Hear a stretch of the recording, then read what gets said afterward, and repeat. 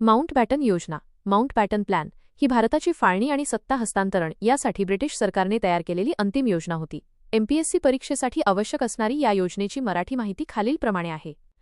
Mountbatten योजना 3 जून 1947. Lord Mountbatten हे शेवटचे ब्रिटिश व्हायसरॉय म्हणून मार्च 1947 मध्ये भारतात आले.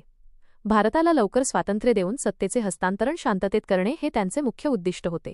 त्यांनी भारताची फाळणी पार्टिशन ऑफ इंडिया निश्चित करणारी योजना 3 जून 1947 रोजी सादर केली, म्हणून या योजनेला 3 जून योजना असेही म्हणतात. योजनेतील प्रमुख तरतुदी, की प्रोव्हिजन्स. माउंटबॅटन योजनेमध्ये खालील महत्त्वाच्या तरतुदी समाविष्ट होत्या. भारताची फाळणी. भारताची भारत आणि पाकिस्तान या 2 सार्वभौम राष्ट्रांमध्ये फाळणी करण्यात येईल. 2. सत्ता हस्तांतरण. 15 ऑगस्ट 1947 रोजी भारतीयांना सत्ता हस्तांतरित केली जाईल. 3. बंगाल आणि पंजाब. बंगाल आणि पंजाब या प्रांतांची हिंदू बहुल आणि मुस्लिम बहुल भागांमध्ये फाळणी केली जाईल. या भागांच्या विधिमंडळांच्या प्रतिनिधींना फाळणीच्या बाजूने किंवा विरोधात मतदान करण्याचा अधिकार असेल. या फाळणीसाठी रॅडक्लिफ आयोग रॅडक्लिफ कमिशन नेमण्यात आला. 4.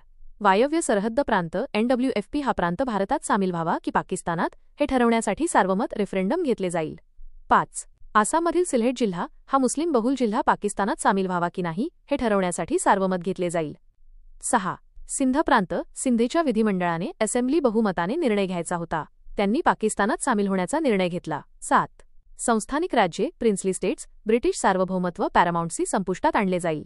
संस्थानांना भारत किंवा पाकिस्तान यापैकी कोणत्याही एका देशात सामील होण्याचे स्वातंत्र्य असेल किंवा त्यांनी स्वतंत्र राहावे असाही पर्याय देण्यात आला.